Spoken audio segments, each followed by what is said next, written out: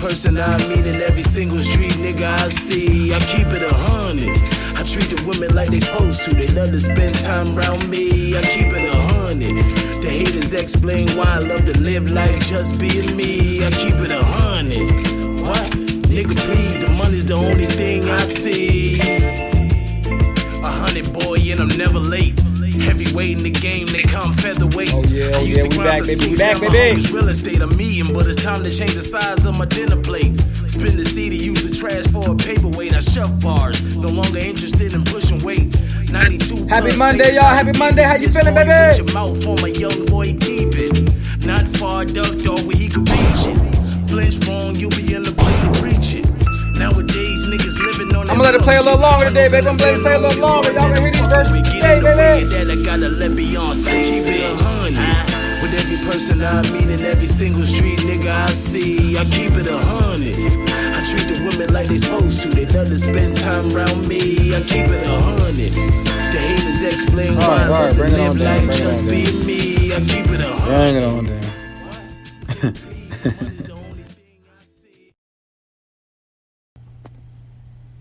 All right, welcome.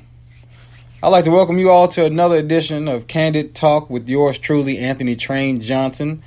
I'm happy to have you here.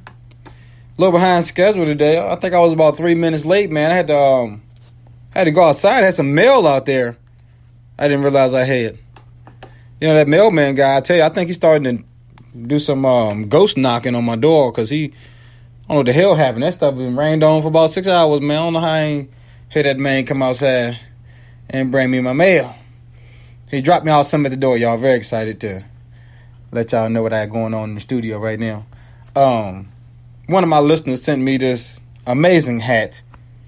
Shout out to Brittany Humbles at down in Florida. The hat is bright red, all right? I mean, it looks exactly like a freaking Trump hat. A MAGA hat. Bright red, white letters, and on the top it says, "Made you look, Black Lives Matter."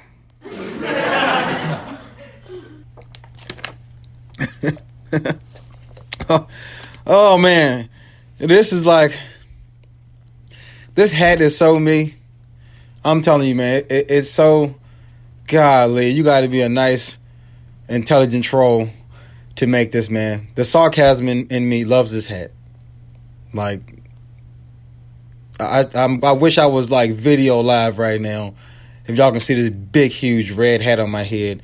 I mean, it looks exactly like a MAGA hat. Shout out Brittany Humbles.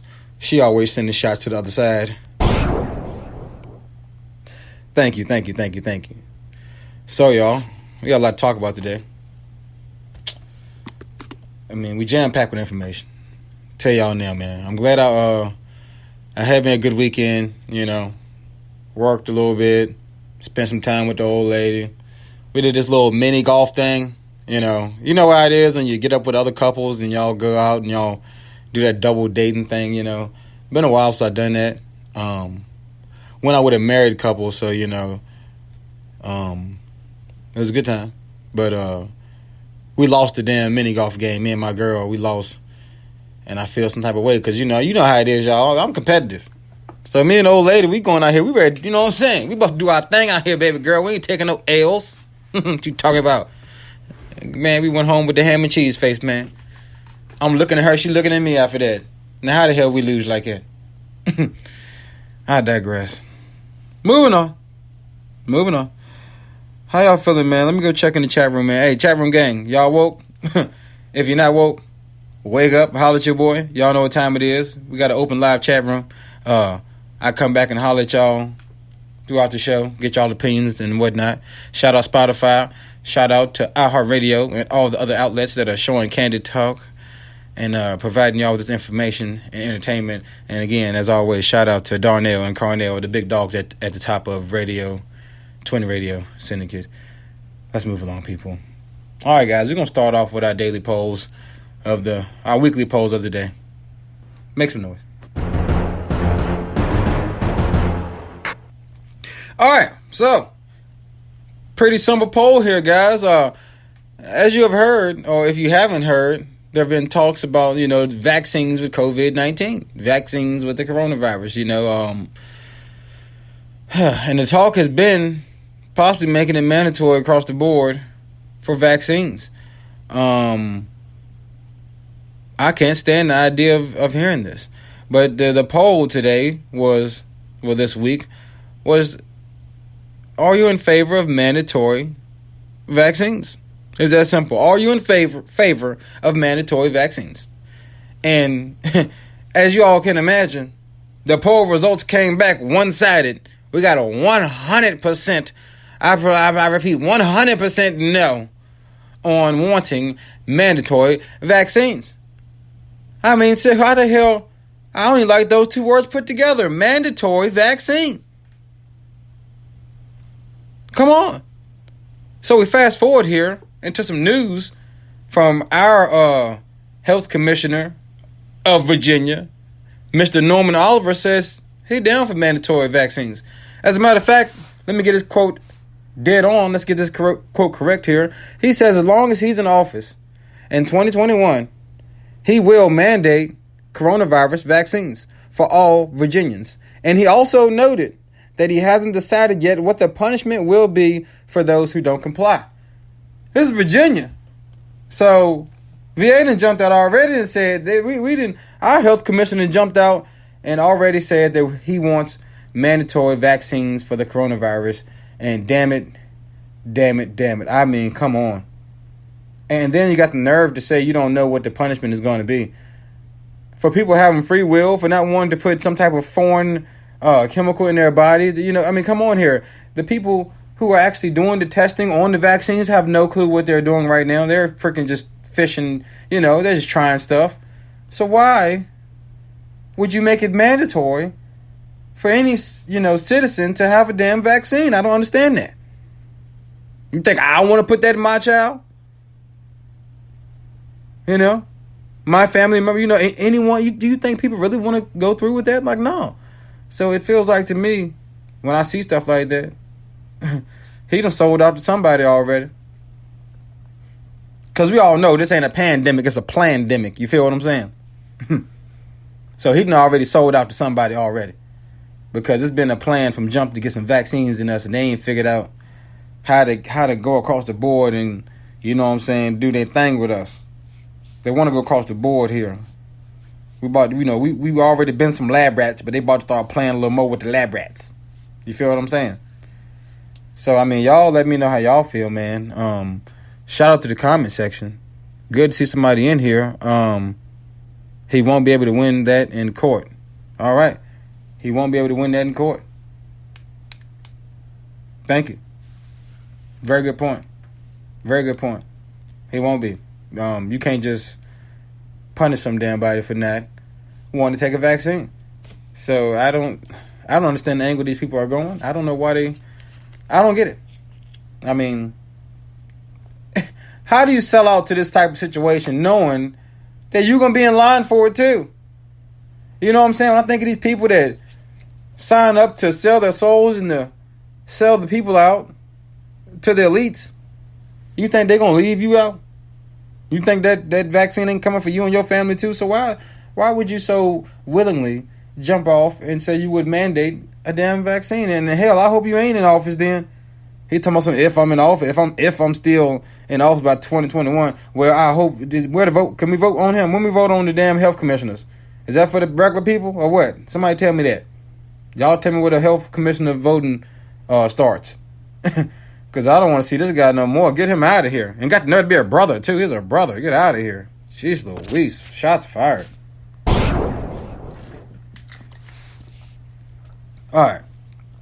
Moving right along. I'm going on to entertainment news, y'all. I'm going to try to be a little more, how do I say, precise this week. Last week, y'all know how we do, man. We get to going, man. We get to talking for you know a damn 2 hours went by. I'm going to try to get the news out consistently this episode. I really am. And then we're going to dive into some deep stuff and I'm going to get y'all opinion. But I'm really trying to get the news out pretty efficiently. So, moving right along to entertainment news of the day.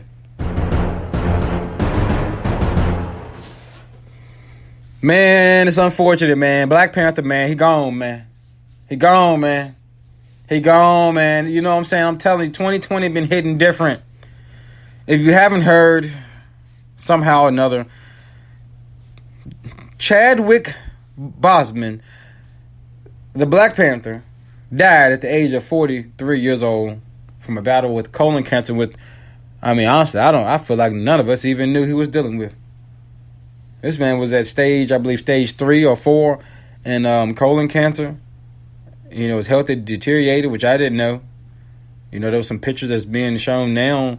I got friends that say, yeah, man, I saw them pictures of him at the top of the year. You know, people thought that, maybe he was doing a role for a movie. You know, that's why he got that small. But no, he was dying of colon cancer, man. And it's awful to see.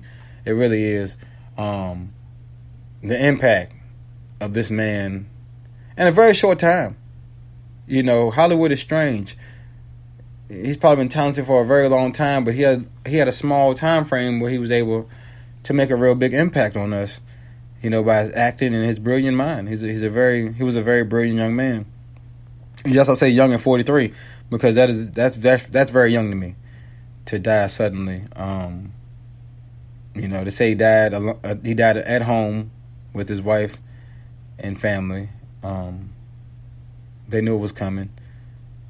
He tried to fight it out, and it just took over him. And it's sad because, we don't have that many great black figures to look up to for our young children. And he was one of them. And, we definitely ain't got too many black superheroes. They ain't popping them out left and right. They're just not. And he was amazing. He was even about to do another film about an African samurai. And that was probably going to be amazing too. So, man, it's just terrible to see, man. 2020 has been rough. I'm telling y'all, man. It just started with Kobe, man, and it went downhill. Kobe, COVID, Pop Smoke. So many names.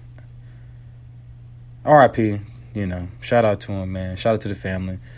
Y'all let me know what y'all think. I don't even know if there's anything to say, but damn. But moving right along. All right. We're going on sports topic today, y'all. Moving on. I know it's not easy to segue there, so I'm going to need a little music one more time. Can I get something to segue? I needed some type of segue. I really did. What we got over here? Yes, we got... yes, prayers up. Chat room says prayers up. All right, y'all. We're going to quickly move on to sports, and then I'm going to dive into some deeper things. LeBron James. Okay, apparently the word is that LeBron James, the league is turning on LeBron James. The league, as in the players, the young men, are turning on LeBron James. And that sounds strange, I know, on the surface, because LeBron is one of the greatest players ever. He's very hip. He's very, he's a well thought out person. He's a person who has a lot of influence on the youth, and on young players. I thought they looked up to him and pretty much had the utmost respect for him. But apparently, after all of the mayhem last week, well, I don't want to call it mayhem, but after the NBA decided to shut it down, they had a meeting to discuss whether they will come back for the playoffs or not. And apparently, LeBron James came in this meeting and he was acting like, I guess you would say, King James. They say he rubbed a lot of the young players the wrong way, the way he was talking. And mind you, he waited till after everyone agreed on terms and conditions with NBA officials and the players. They didn't agreed on all these different terms and agreed to play. He gets up in the end and kind of poo-poos, or, he kind of craps on their whole plan and talks of his way and what he thinking. And I think he rubbed a lot of people the wrong way because he kept speaking of, the people beneath me. That's what we got on First Take from Stephen A. Smith. He said that, the young players are saying, he kept on saying, you guys are beneath me. And it's kind of trying to understand what you talking about, Brian. What you mean? We understand you're the greatest player in the world and all, but hey, bro, you put some respect on our names out here. We grown men, just like you. And, so that's what the word is. And they say he ended up leaving the meeting